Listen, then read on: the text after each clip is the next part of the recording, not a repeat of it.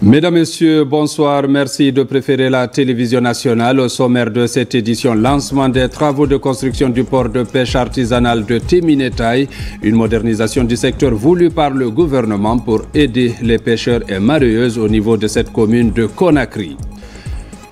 Construction de 4 universités régionales de standing international en Guinée. Le ministre de l'Enseignement supérieur était sur les chantiers, question d'évaluer le niveau d'avancement des travaux. Dans le secteur de l'élevage, relance de la filière bovine, le Brésil s'engage à apporter son expertise et ses technologies avancées pour aider la Guinée à améliorer la génétique de son bétail et relancer sa culture cotonnière. C'est tout pour les titres. Une fois encore, bonsoir et bienvenue dans ce journal. Le Premier ministre chef du gouvernement a lancé cet après-midi à Teminetaï, dans la commune de Kaloum, les travaux de construction du port de pêche artisanal, une infrastructure moderne qui s'inscrit dans le vaste programme de modernisation du secteur halieutique engagé par le gouvernement. Reportage Ousmane Bangoura.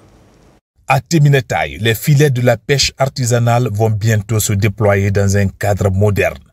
Le Premier ministre Amadou Ouriba a procédé à la pose de la première pierre du futur port de pêche artisanale, un projet phare du programme d'aménagement des débarcadères de pêche.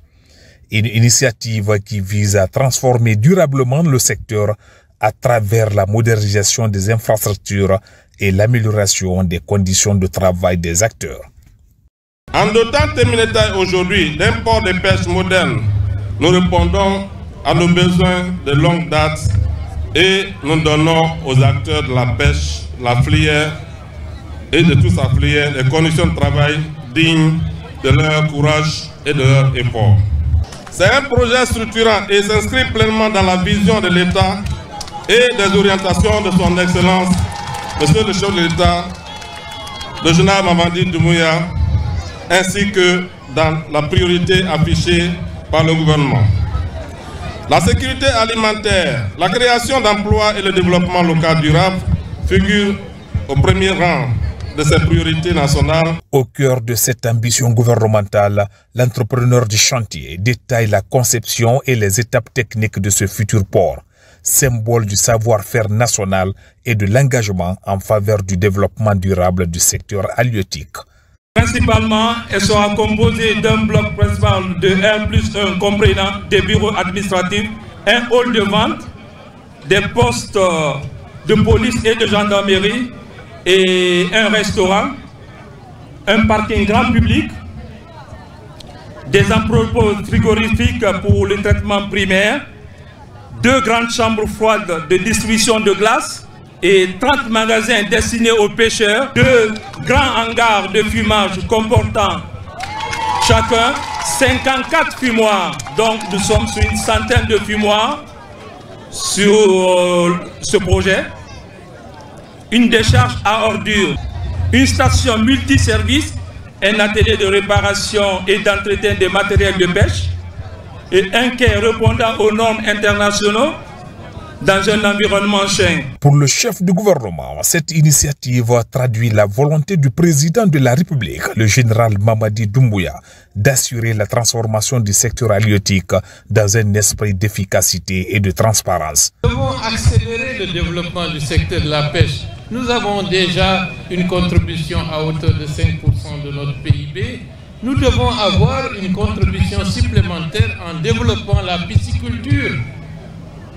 La pisciculture, c'est un secteur nouveau qui ferait que de nouveaux métiers émergent à l'intérieur du pays, où les jeunes pourront s'adonner à cette activité qui est source de richesse, de création de revenus, d'amélioration de notre nourriture et de qualité de vie pour l'ensemble de la population guinéenne et à plus forte raison pour l'ensemble des populations environnantes. Investir dans la pêche, c'est un investissement d'avenir, c'est un investissement porteur. Et comme l'a dit le général Mamadi Doumbouya, en insistant sur le fait que les débarcadères constituent une priorité présidentielle, c'est parce que derrière cela, il y a une possibilité de faire reculer la pauvreté, d'améliorer le cadre d'activité des femmes, de vivre dans une relative salubrité et d'être dans des conditions, dans l'exercice de leur métier, mieux protégées. Le port de pêche artisanal de Teminatai marque ainsi une nouvelle étape dans la modernisation du secteur halieutique guinéen, un chantier stratégique qui ouvre la voie à une exploitation durable et compétitive des ressources maritimes nationales. Dans le cadre du renforcement de l'autonomie financière des collectivités locales, une étude sur la mobilisation des ressources a été menée par l'ANAFIC. L'étude a permis d'analyser les potentialités locales, les mécanismes existants et les contraintes rencontrées. Des recommandations sont aussi faites pour renforcer la performance de la mobilisation des recettes. Reportage Marwan Kamara. La mobilisation des ressources internes des collectivités locales est en débat dans cette salle. La rencontre réunit les acteurs des services déconcentrés et décentralisés ainsi que des partenaires. Il s'agit de faire un point sur les capacités des collectivités locales. C'est une initiative de l'ANAFIC conduite et présentée par un cabinet international pour permettre de faciliter le processus de mobilisation des recettes dans les communes. Il a été question d'aborder avec les principaux acteurs de la mobilisation des recettes locales comment faire le diagnostic des forces et des faiblesses du système de collecte des taxes locales et comment identifier les actions idoines pour combattre les insuffisances. Ce n'est pas la première étude, mais le problème c'est qu'il n'y a jamais eu d'outils pratiques. Et aujourd'hui, non seulement les collectivités auront un guide simplifié à l'usage des collectivités, elles auront tout un plan type de mobilisation des recettes à travers vraiment un agenda déterminé, mais aussi une convention type entre la commune et la direction propriétaire des impôts pour faciliter la mobilisation des recettes. Ce document a permis d'identifier plusieurs leviers de mobilisation des ressources internes, notamment l'optimisation de la fiscalité locale et l'amélioration des outils de recouvrement. Si l'ANAFIC a eu l'initiative de contracter avec un cabinet pour venir comprendre effectivement qu'est-ce qui ne va pas et trouver des solutions, ça va permettre à la Guinée d'outiller nos collectivités afin qu'elles puissent vraiment se gérer convenablement. À la fin des travaux, les participants ont validé les conclusions de l'étude et se sont engagés à mettre en œuvre un plan d'action concerté. Une démarche qui s'inscrit pleinement dans la dynamique de renforcement de la décentralisation et du développement local durable. Parlons aussi de ce projet phare du gouvernement guinéen qui vise à moderniser le système universitaire du pays. Les travaux de construction de 4 universités régionales de standing international avancent à un rythme jugé satisfaisant. Une forte délégation conduite par le ministre de l'Enseignement supérieur s'est rendue sur les différents chantiers pour évaluer l'état d'avancement des travaux. Le constat dans ce reportage de Mounir Bari. Sur le terrain, le ministre de l'Enseignement supérieur et son cabinet, accompagnés des partenaires chinois et des entreprises contractantes, visitent les sites en construction. L'objectif, s'enquérir de la qualité des ouvrages et du respect du calendrier d'exécution. Partout, les travaux avancent de manière satisfaisante, laissant entrevoir des infrastructures modernes conformes aux standards internationaux. Ici, le projet concerne la construction de 4 bâtiments pédagogiques, d'un centre commercial, d'un centre administratif, d'une cantine, et puis la création de routes à l'intérieur de l'université, de places de parking et des aménagements paysagers.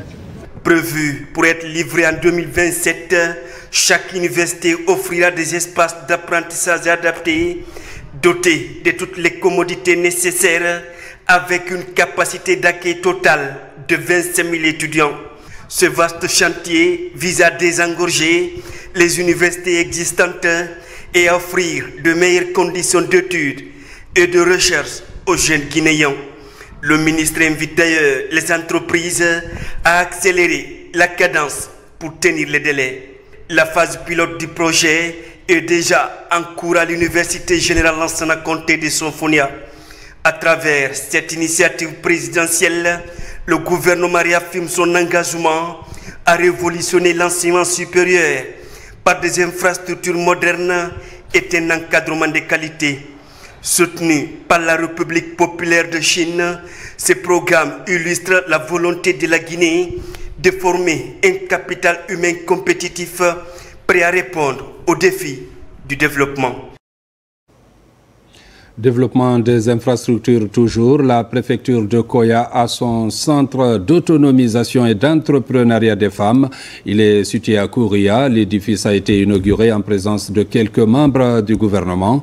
C'est le 35e KF opérationnel du pays. Il a une capacité de 250 apprenantes. Alkali Kobele Keita, Mohamed De Camara, reportage. Depuis plusieurs années maintenant, le gouvernement, à travers le département en charge de la promotion féminine, est engagé à doter toutes les localités du pays des centres d'autonomisation, d'entrepreneuriat des femmes et filles. Cette infrastructure, entièrement construite et équipée, est financée par le budget national de développement. À l'image des autres KF du pays, celui de Kouria est dédié aux femmes et filles issues des milieux défavorisés de la préfecture de Koya. Ce centre d'autonomisation composé de 1 bloc administratif R+1, un bloc de formation, un bloc R+1 pour la saponification et l'aménagement extérieur de la cour. Le KF de Koya est l'un des plus gros centres du pays, dédié à l'autonomisation et à l'orientation entrepreneuriale des femmes et filles de Guinée. Il est le symbole de la volonté du gouvernement guinéen d'offrir aux femmes et filles des opportunités de formation appropriées et d'insertion sur le marché de l'emploi. Ici, plusieurs filières seront développées comme la pâtisserie, l'agroalimentaire, la teinture, la décoration, la coiffure et la couture. Je suis ravie d'accueillir ce grand bisou à Kouria, qui me permettra d'apprendre un métier sur place et pour laquelle je pourrai devenir une femme autonome. L'inauguration du centre d'autonomisation et d'entrepreneuriat des femmes et filles de Kouria est le fruit d'une vision nationale ambitieuse, portée par M. le Président de la République, son Excellence le Général Mamadi Doumbouya. Cette vision s'inscrit pleinement dans la dynamique du programme Simandou 2040, cadre stratégique de transformation économique, sociale et environnementale de notre pays. La stratégie du ministère en charge de la promotion féminine est de favoriser aux filles et aux femmes déscolarisées et non scolarisées l'apprentissage des métiers générateurs de revenus. Célébration de la Journée internationale de la jeune fille, l'événement a été une occasion de rappeler l'urgence nécessité de respecter les droits de cette couche et de lutter contre les obstacles qui freinent l'épanouissement de la jeune fille en Guinée. Mamadou Saliouba. À la cité minière de Kamsar, elle se retrouve pour mettre en lumière les droits des jeunes filles, mais aussi pour évoquer les défis qui freinent l'épanouissement de la jeunesse féminine. Une rencontre pour marquer la Journée internationale de la jeune fille célébrée le 11 octobre de chaque année. On ne peut pas parler de femmes autonomes, femmes indépendantes, femmes libres sans parler des filles à la base. Donc cette journée est une journée qu'on a mis à l'exergue pour parler de l'autonomisation, pour parler du leadership, pour parler de l'éducation. Une femme éduquée, c'est une nation développée. Les jeunes filles sont confrontées à des violences physiques et morales, compromettant leur épanouissement. C'est pour cela que nous devons conjuguer nos efforts pour l'amélioration du bien-être de nos filles. Instituée en 2011 par les Nations Unies, la Journée internationale de la jeune fille offre un espace de promotion de l'égalité des sexes, mais aussi une occasion pour encourager l'autonomisation des jeunes filles. En célébrant cette journée, nous affirmons haut et fort que les filles ont leur mot à dire, qu'elles ont un rôle essentiel à jouer et qu'elles peuvent porter en elles la lumière de leur avenir. Nous prouvons que la jeunesse féminine est une richesse, une force et une promesse. En Guinée, le gouvernement, avec l'appui des partenaires, a lancé plusieurs projets et programmes pour promouvoir les droits des jeunes filles, mais aussi pour encourager leur participation active à la vie économique et sociale. Et puis la Guinée à l'honneur au Sénégal. Notre pays est l'invité spécial du lancement du campus africain du leadership féminin, une initiative panafricaine dédiée à l'autonomisation des femmes et à la promotion du leadership féminin. À Dakar, les femmes leaders venues de Conakry font rayonner leur expertise et leur engagement sur la scène régionale. Suivez le reportage de notre envoyé spécial à Dakar, Makeme Keleti Donzo. La Guinée encore honorée sur la scène internationale. Au Sénégal, notre pays est choisi en tant qu'invité d'honneur au lancement du campus africain du leadership féminin, une initiative panafricaine qui vise à promouvoir l'autonomisation des femmes à travers la formation, le renforcement des capacités et les échanges d'expériences. Le campus a pour vocation d'accompagner, de soutenir les femmes en vue de leur autonomisation et en vue de développer leur leadership pour leur permettre d'accéder à des positions plus importantes, pour leur permettre aussi d'être plus épanouis. Ce campus se veut un espace de formation, de partage d'expériences et de mentorat destiné à encourager les jeunes filles africaines à croire en leur potentiel et à s'affirmer dans leurs projets professionnels et personnels. Ce campus est déjà un espace de rencontre, de partage d'expériences et de stratégies entre les femmes leaders de l'Afrique. Ces genres de rencontres sont toujours importantes parce qu'elles vous permettent de renforcer vos compétences, de développer votre réseautage, d'éduquer, mais aussi de coacher d'autres jeunes filles qui sont en Guinée et qui aspirent aussi à être des leaders de demain. Donc nous sommes là pour renforcer nos compétences afin de pouvoir implémenter toutes ces formations en Guinée et permettre à d'autres jeunes femmes d'être aussi des leaders. Le choix de la Guinée comme pays invité d'honneur témoigne de la reconnaissance du leadership féminin guinéen dans la sous-région. Pour nous, gouvernement du Sénégal, une initiative qu'on salue et qu'on accompagne, d'où notre présence au nom du président de la République, son Excellence Bassirou Diomaye Diakhar Faye et Monsieur le Premier ministre Ousmane Sonko. Donc nous félicitons la présidente Madame Sokhna Ndiaye, mais également l'ensemble de ses partenaires pour avoir osé et pour permettre d'avoir ce cadre vraiment d'échange et de formation pour le leadership féminin. L'ambassadeur de Guinée au Sénégal, son Excellence Mandiou Djoubaté, a mis en lumière l'excellence de la coopération entre Conakry et Dakar, tout en rappelant l'importance de telles initiatives pour renforcer les liens entre les peuples et encourager les échanges sud-sud.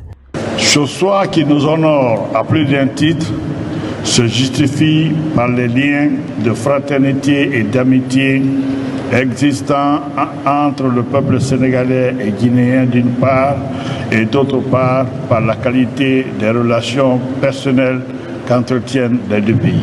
Son Excellence M. Bassirou Diomaye Diakhar Faye, président de la République du Sénégal, et son Excellence le général Mamadi Doumbouya, président de la République de Guinée, chef de l'État.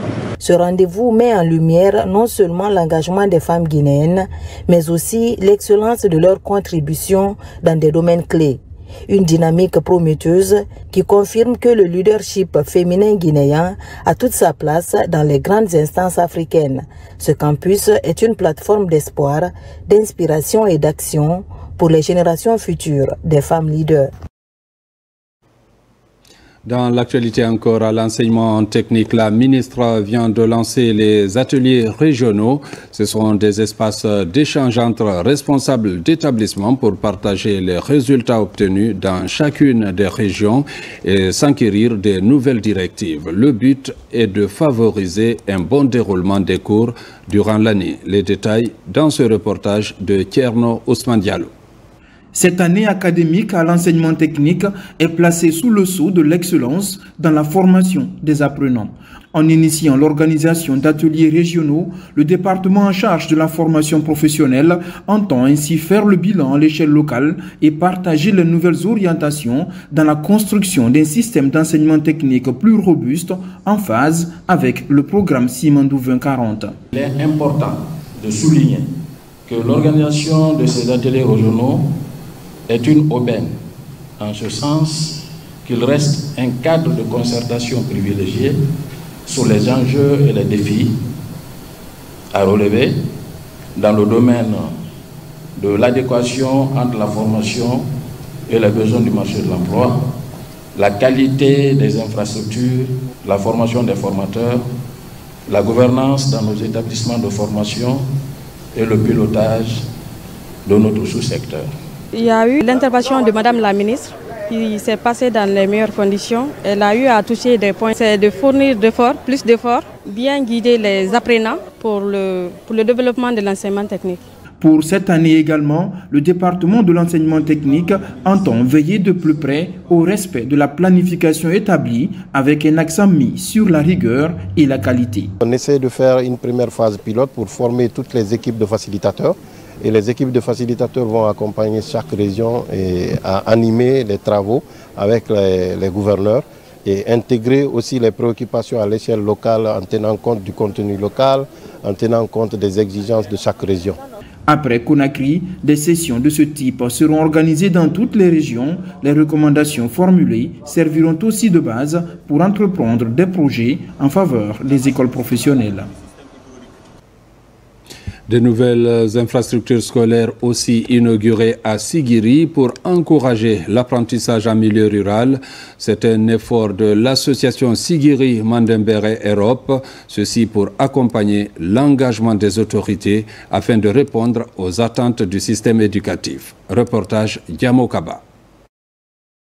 Le bâti scolaire à l'épreuve du développement local. À Sigiri, l'association Sigiri Mandembere Europe réalise sa promesse pour participer au développement local de la cité aurifère. À son actif, la construction de cette nouvelle école de 3 classes pour répondre aux besoins face aux effectifs pléthoriques à l'école primaire Siaman Diawara, située au quartier Sigirinkura 2, secteur aéroport plateau. Même pour ramasser un sac par terre pour le mettre dans une poubelle, tu fais quelque chose de patriotisme.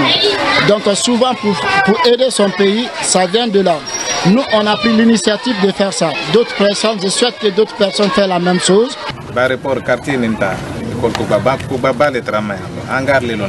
Si on prenait l'aéroport plateau, il y avait un manque d'écoles. Aujourd'hui, Dieu merci, grâce à cette association, nous avons eu 3 salles de classe. Cette priorité de la plateforme citoyenne va permettre aux enfants d'aller vers un environnement pédagogique plus adapté. En appuyant le système éducatif, l'idée est de contribuer à la stabilité sociale et stimuler la croissance économique à long terme. Ne pouvons que leur remercier et leur féliciter pour avoir pris leur responsabilité de contribuer au développement local de Sigiri.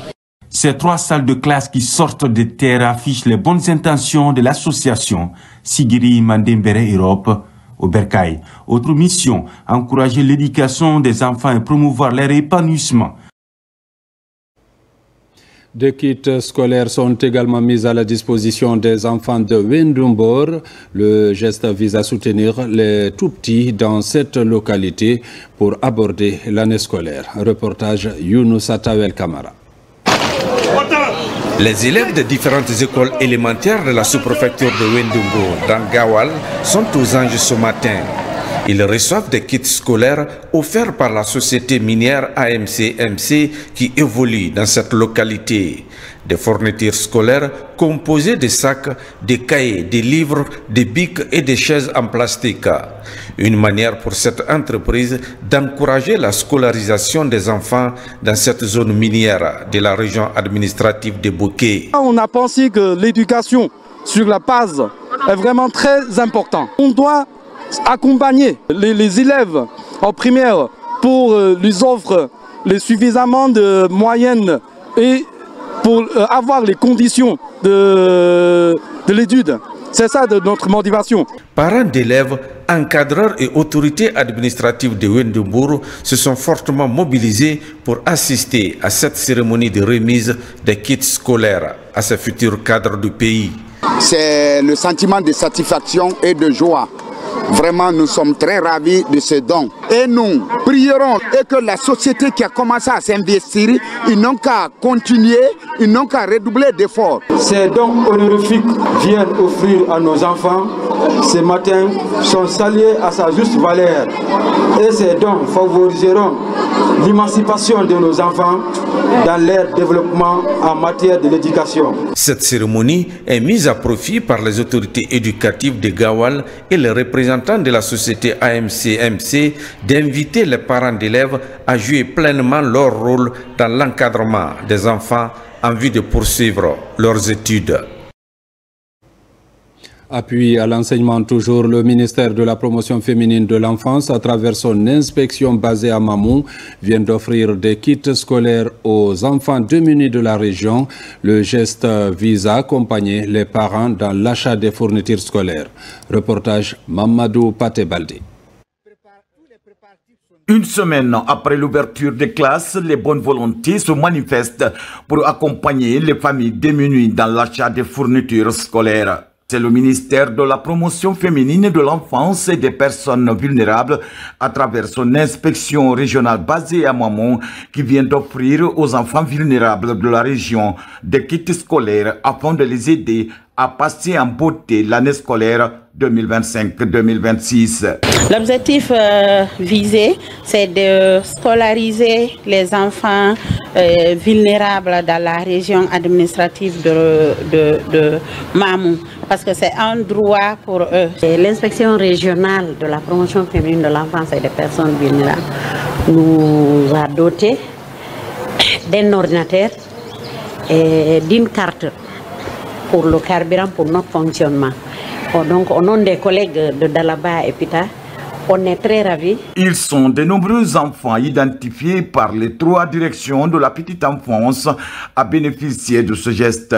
Il vise à aider les parents à réduire les charges liées à l'achat des fournitures scolaires. C'est un don que nous va droit au cœur, parce que les enfants, c'est juste pour encourager les enfants à prendre les études au sérieux, parce que vous savez, on dit les enfants vulnérables.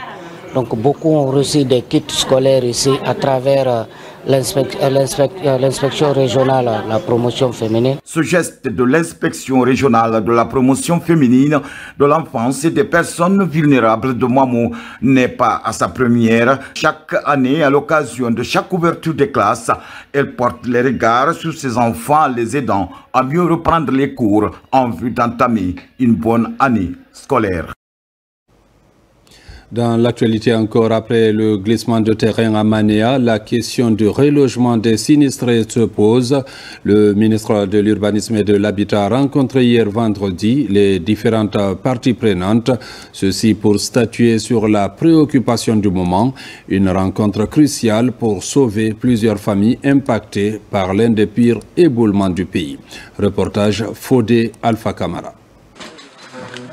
Au ministère de l'Urbanisme, de l'Habitat et de l'Aménagement du territoire, une importante réunion s'est tenue autour de la situation des sinistrés du glissement de terrain survenu à Manéa dans la nuit du 20 au 21 août dernier. Les discussions ont notamment porté sur la question urgente du relogement des sinistrés, encore hébergés depuis plusieurs semaines au camp militaire de Manéa. Le gouvernement, par la voix du ministre de l'Habitat, a rencontré tous les acteurs qui interviennent dans ce processus, y compris les personnes sinistrées, pour échanger sur les voies et moyens de déplacement ou de la relocalisation vraiment des personnes qui ont été impactées, et ensuite les maisons qui sont exposées pour éviter cette année ou la saison prochaine, pour éviter que les mêmes choses se reproduisent. C'était notre inquiétude pour notre relogement futur.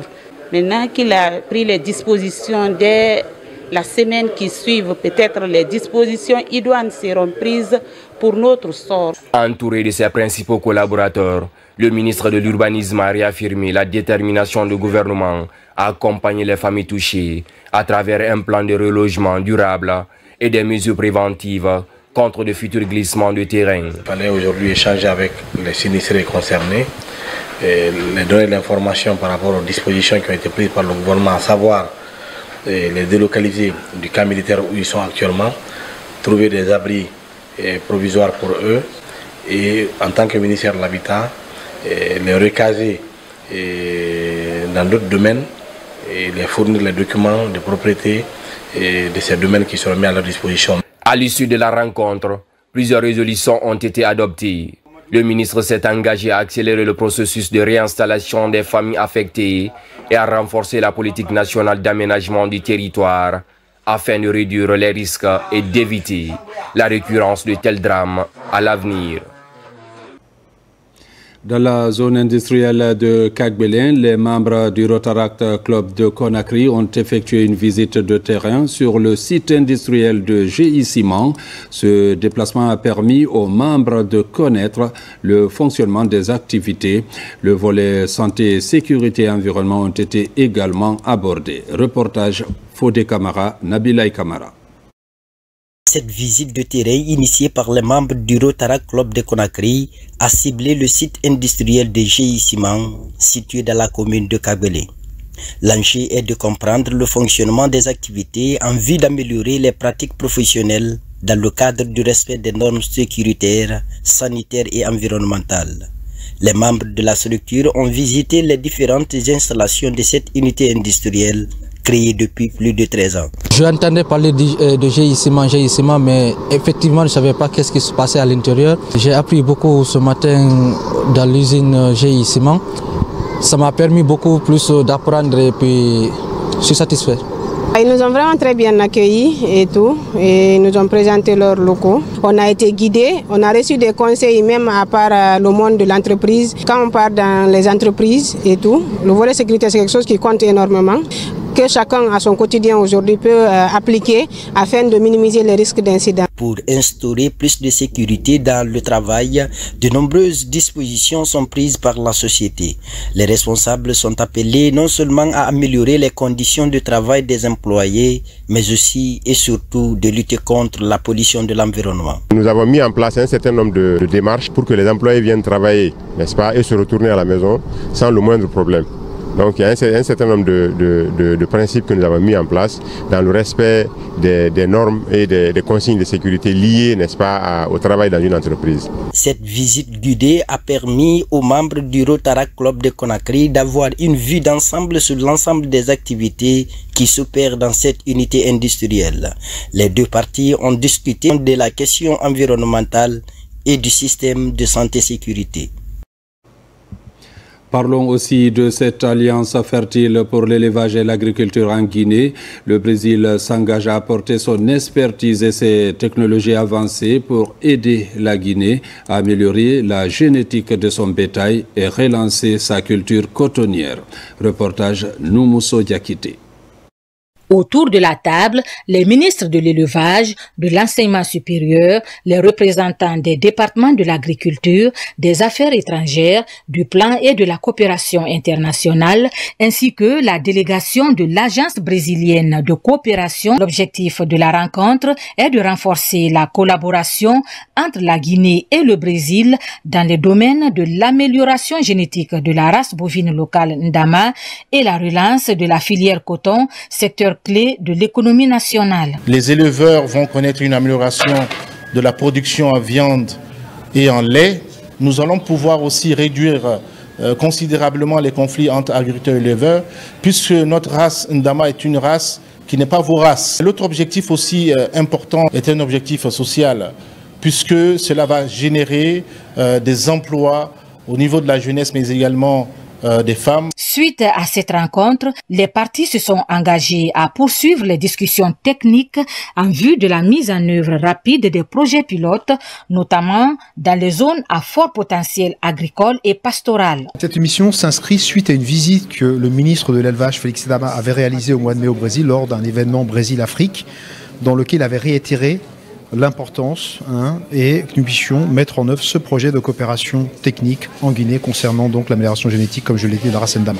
Nous allons donc réaliser une mission d'une semaine donc sur le terrain dans les différentes régions de Guinée, à savoir à Beila puis à Farana, afin que nous puissions d'ores et déjà donc rencontrer et identifier les différentes bases au sein desquelles seront installés le transfert de savoir, de connaissances, d'expériences scientifiques et techniques brésiliennes en Guinée. Ce partenariat prometteur à la croisée de l'innovation scientifique et du développement rural pourrait à terme renforcer la sécurité alimentaire et la compétitivité des produits locaux.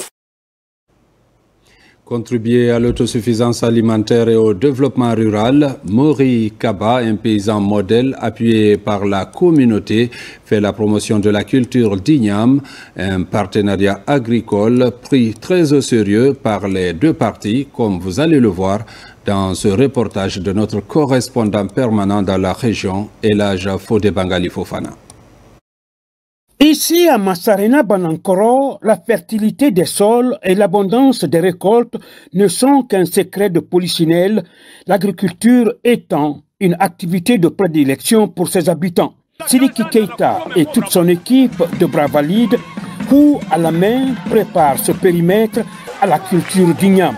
Grâce à une main généreuse tendue de l'extérieur, ces travaux champêtres augurent un immense espoir au sein du groupe. Tout ce qu'on cultive ici donne de très bons résultats, surtout l'igname et le riz. Nous faisons ce travail pour montrer qu'on est très content de collaborer avec Mori Kaba. À travers ce partenariat, nous comptons pouvoir construire nos propres écoles et un poste de santé dont nous ne disposons pas jusque-là. Après avoir passé 4 bonnes années à Botola, dans le même cadre, c'est du côté de Masarena Banankoro que le promoteur agricole Mori Kaba se tourne, convaincu de pouvoir atteindre des résultats escomptés dans les mois et années à venir à travers ces sols d'une fertilité exemplaire. Je tiens à remercier les notables qui m'ont autorisé à faire ce travail. Je suis très fier de ces jeunes aussi qui ont fait un travail énorme. Ce n'est que le début de mes investissements ici, car imaginez, ce sont 512 hectares de terres cultivables. Abandonner ses activités à l'étranger pour venir s'investir dans l'agriculture, ça c'est chose à encourager. Si tous les diasporas de la Guinée faisaient comme M. Kaba, en un laps de temps, la Guinée va quitter dans la pauvreté. Les défis de Mori Kaba sont nombreux. Permettre aux communautés à la base de prendre part de manière plus active à leur propre développement et contribuer en même temps à la réduction de la dépendance de la Guinée en produits agroalimentaires. L'Agence nationale de la météorologie renforce son cadre institutionnel. Elle a tenu ce jour une réunion de restitution des documents administratifs et juridiques. Le but est de consolider ses bases organisationnelles et opérationnelles en matière de prévision et de gestion climatique. Reportage Abraham Christophe Conté. Cette rencontre marque l'aboutissement d'un long processus de révision et de validation de plusieurs textes fondamentaux. Parmi eux, l'organigramme, le manuel de procédure administrative et financière, mais aussi le cadre juridique actualisé de l'agence. Ces outils sont essentiellement pour renforcer l'efficacité, clarifier les rôles et assurer une meilleure coordination de la météo. Pour pouvoir mettre ces services dans les normes, nous avons posé un diagnostic organisationnel donc, où rien n'existait. On est parti de -1 en fait, pour venir à 0 afin de prendre le départ. C'est-à-dire, un diagnostic organisationnel a été fait et les recommandations de cette étude diagnostique se portait sur l'élaboration des documents juridiques et administratifs nécessaires pour le fonctionnement d'une agence météorologique digne de nom. Cette consolidation institutionnelle de l'Agence nationale de la météorologie intervient dans un contexte de renforcement des capacités des structures publiques à répondre aux défis du changement climatique, de la sécurité hydrométéorologique et de la réduction des risques de catastrophes. Doter la météorologie de nouvelles structures, d'outils et de moyens financiers pour qu'elle joue ce rôle, c'est un immense pas en avant dans le cadre de la lutte contre le changement climatique, contre la déforestation, contre la gestion de l'eau, mais également contre la santé. Par cette restitution, l'agence franchit une nouvelle étape dans sa professionnalisation et son alignement sur les standards internationaux en matière de gouvernance météorologique. L'agence prévoit désormais la mise en œuvre progressive de ces outils à travers des formations internes et un suivi rigoureux de leur application. Vaste campagne de sensibilisation et de collecte de sang dans les différents services de l'entreprise SMB. Cette action est à sa deuxième phase pour soutenir le Centre national de transfusion sanguine, ceci pour sauver des vies en Guinée. Reportage Bakari Bambakonde.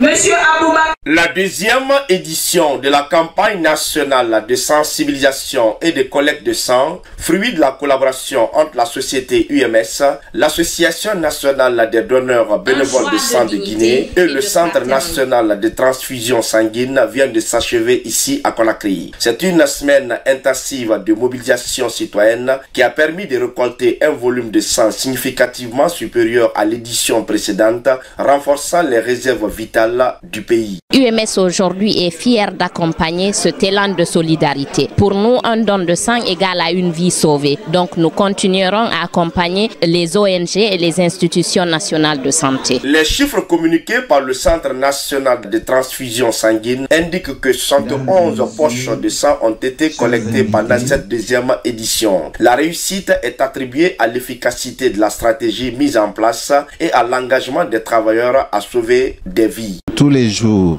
nous avons besoin au moins de 500 poches pour couvrir les besoins nationaux en sang. Et donc une entreprise qui s'investit jusqu'à donner 71 poches, c'est une entreprise à féliciter et ça apporte beaucoup de soulagement dans notre charge quotidienne. Ce processus est garant du fait que le Centre national de transfusion sanguine est impliqué pour l'analyse des postes de sang et mettre à la disposition des malades ceux qui sont en besoin, notamment les femmes en état de travail, les personnes vivant avec le VIH/SIDA, les drépanocytés et les accidentés de la voie publique. En unissant leurs forces, l'UMS, l'Association des donneurs bénévoles de sang et le Centre national de transfusion sanguine lancent un appel à la générosité nationale, espérant atteindre plusieurs milliers de poches de sang collectées pour sécuriser l'approvisionnement médical en Guinée. Des journalistes venus des 6 préfectures de la région forestière viennent de bénéficier d'une formation axée sur le thème communication de risques et engagement communautaire dans la lutte contre l'exploitation, le harcèlement et les abus sexuels. Objectif, prévenir ces fléaux et promouvoir la protection des droits humains. Reportage lancé Kamisoko, Saliou Paye. Cette initiative traduit la volonté de l'Organisation mondiale de la santé de renforcer les capacités des professionnels des médias dans la prévention de l'exploitation, abus et harcèlement sexuel. L'idée est de faire des journalistes des acteurs majeurs de lutte contre ce fléau. Les journalistes, par leur capacité à informer, à sensibiliser, à dénoncer, sont les gardiens de la transparence et de la justice sociale. Si le directeur régional de l'information et de la communication se réjouit de cette démarche visant à booster les capacités des journalistes, le chef de cabinet du gouvernement, lui, exhorte les participants à plus d'implication pour une maîtrise des thèmes abordés. Je souhaite que vous répartiez avec des outils concrets, des réflexes professionnels renforcés, mais aussi une conviction renouvelée, celle que le journalisme, loin d'être un simple métier d'information, est une mission de service public, un engagement pour la dignité humaine, la santé et la paix sociale. Je vous encourage donc à faire preuve d'un engagement renouvelé envers les principes éthiques de responsabilité et de service public. Pour les participants, c'est une valeur ajoutée à la qualité et l'impact du travail des journalistes sur le terrain. Il s'agit d'aller dans nos différentes communautés, partout où nous sommes, de vulgariser encore ce que nous avons appris ici. Toute la population de Yomo, où je suis, va vraiment recevoir tout ce que nous avons appris ici comme connaissance. Cet espace de renforcement des capacités des professionnels des médias promeut une presse engagée et plus responsable dans la collecte, le traitement et la diffusion des informations relatives à l'exploitation, abus et harcèlement sexuel dans nos sociétés. Pour renforcer le climat de paix et de cohésion qui prévaut actuellement dans la capitale, le ministère de l'Administration du Territoire, avec l'appui du système des Nations Unies, engage le renforcement de capacité des acteurs en matière de consolidation de la paix, une initiative de la Direction générale de la promotion de la citoyenneté. Reportage Kelfala Presse Camara. Pour renforcer le climat de paix, de cohabitation pacifique qui prévaut actuellement dans les quartiers des communes de Ratoma, Symphonia et Kagbele, autrefois appelés l'Axe, le gouvernement guinéen, à travers le ministère de l'Administration du Territoire et de la décentralisation, en rapport avec le système des Nations Unies dans le domaine de la consolidation de la paix, comme le PNUD et l'UNFPA, lance le renforcement des capacités des acteurs locaux des quartiers dans cette zone sur la maîtrise du guide de bonnes pratiques en gestion des conflits en Guinée. Notre ambition à travers ce guide est de capitaliser les savoir-faire locaux, valoriser les dynamiques communautaires de gestion des conflits à travers des approches participatives et inclusives et proposer un outil simple, concret et adapté au contexte local. L'initiative a regroupé l'ensemble des points focaux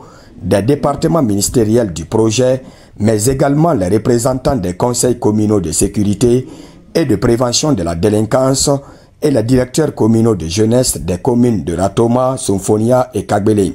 Le ministère, à travers la Direction générale de la promotion de la citoyenneté et de la paix, s'investit pleinement dans le renforcement des capacités locales et dans la mise à disposition d'outils pratiques destinés à anticiper, désamorcer et résoudre les conflits de manière pacifique. À travers ce programme de promotion de la participation des jeunes à la consolidation de la paix dans les quartiers de l'Axe Amdallah et Kagbele, la Direction générale de la promotion de la citoyenneté et la paix entend marquer un pas dans les acquis du gouvernement dans le domaine de la préservation de la paix en Guinée.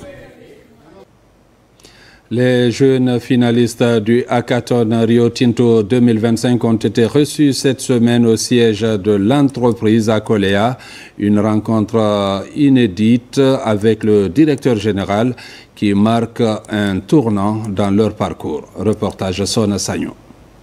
La grande finale du Hackathon Rio Tinto 2025 s'est tenue ce week-end, clôturant une semaine intense de collaboration, de créativité et d'innovation technologique. Au nom de Rio Tinto, c'est de pérenniser avec le gouvernement ces compétitions de hackathon pour donner la chance à d'autres jeunes, à d'autres étudiants, pour que ces compétitions puissent permettre d'identifier d'autres projets importants qui détermineront l'avenir économique du pays. Et on se joint à nos partenaires pour accompagner ces projets, pour que nous ayons un taux de réussite important. Je voudrais saluer l'engagement de Rio Tinto à accompagner le gouvernement de la République de Guinée dans cette grande mission que de trouver des emplois décents et productifs pour les jeunes, mais surtout dans la construction d'une génération de capitaines d'industrie, capables d'élargir l'assiette fiscale et de rendre nos États, notre gouvernement, moins dépendants de l'aide extérieure. Cet événement a marqué une nouvelle étape dans la promotion de solutions locales adaptées aux réalités sociales et économiques du pays. Au terme des présentations finales, le Grand Prix du Hackathon Rio Tinto 2025 a été remporté par le projet Mon Petit Marché, un marché moderne digitalisé qui va faciliter l'accès aux produits locaux, porté par Marie-Noël Bimou, étudiante en fin de cycle à l'université de Symphonia. Ce sentiment que je ressens, c'est avec beaucoup de fierté. Ce prix, c'est pour moi, c'est pour toutes les femmes, c'est pour les Guinéens, c'est pour la Guinée et l'aventure ne fait que commencer. On a vu des projets extraordinaires. La nature des projets qui ont gagné le démontre assez. Pour les jeunes, ça veut dire que engagez-vous. Quand vous voyez des initiatives comme ça, participez. Le Hackathon Rio Tinto s'impose désormais comme un rendez-vous annuel incontournable pour les jeunes innovateurs guinéens. Mesdames, Messieurs, c'est la fin.